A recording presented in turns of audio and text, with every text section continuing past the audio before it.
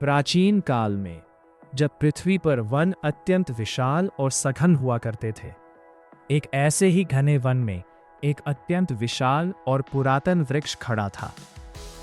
वह वृक्ष अनेक जीवों और पक्षियों का आश्रय स्थान था।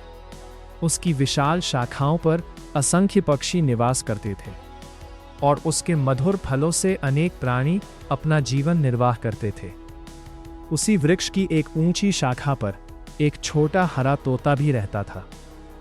वह तोता उसी वृक्ष के आश्रय में जन्मा था और उसी के फलों को खाकर बड़ा हुआ था। उस वृक्ष के प्रति उसके मन में अत्यंत प्रेम और कृतज्ञता थी, क्योंकि वही उसका घर था, वही उसका रक्षक था। एक दिन उस वन में एक शिकारी आया। वह वन में घूमता हुआ शिकार की तलाश कर रहा था। तभी उसकी दृष्टि एक सुंदर हिरण पर पड़ी। उसने तुरंत अपने धनुष पर बाण चढ़ाया और हिरण पर निशाना साधकर बाण छोड़ दिया। किंतु भाग्य का विधान कुछ और ही था। वह बाण हिरण को न लगकर उस विशाल वृक्ष के तने में जा धंसा। वह बाण विष से युक्त था। उस विष के प्रभाव से धीरे धीरे वृक्ष की जीवन शक्ति क्षीण होने लगी। समय बीतने के साथ साथ वृक्ष की पत्तियां सूखने लगीं, उसके फल गिरने लगे और उसकी शाखाएं निर्जीव होने लगे। जो वृक्ष कभी हरा भरा और जीवन से परिपूर्ण था, वो धीरे धीरे सूखकर निर्जीव होने लगा। जब वृक्ष सूखने लगा, तब उस पर रहने वाले सभी पक्षी एक एक करके उसे छोड़कर चले गए।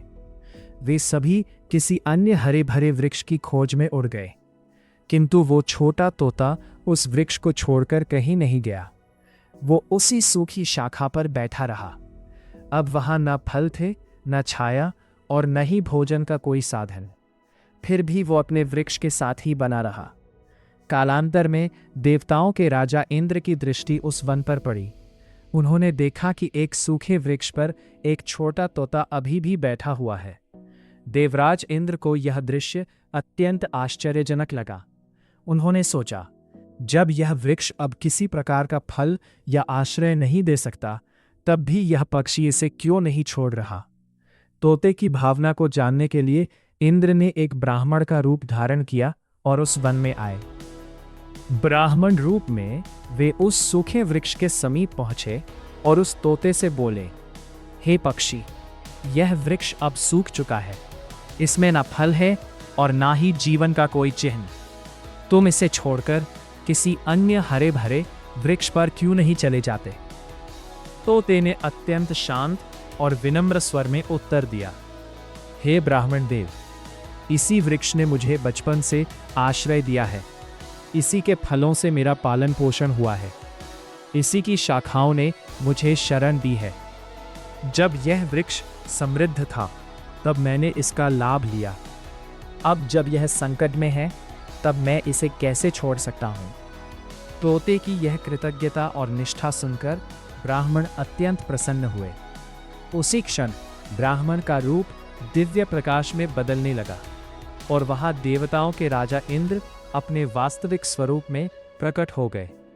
इंद्र ने कहा, हे पुण्यात्मा पक्षी, तुम्हारी निष्ठा और कृतज्ञता अत्यंत महान है। जो उपकार को स्मरण रखता है, वही सच्चा धर्मात्मा होता है। ऐसा कहकर इंद्र ने अपने दिव्य प्रभाव से उस सूखे वृक्ष पर अमृत की वर्षा की। देवताओं के अमृत के स्पर्श से वह सूखा वृक्ष पुनः हरा भरा हो उठा। उसकी शाखाएं फिर से पत्तियों और फलों से भर गईं और वह वन फिर से जीवन से परिपूर्ण हो गया। उसके बाद वह तोता उसी वृक्ष पर आनंदपूर्वक रहने लगा। इस प्रकार यह कथा हमें सिखाती है कि कृतज्ञता, निष्ठा और उपकार का स्मरण करना ही सच्चा धर्म है।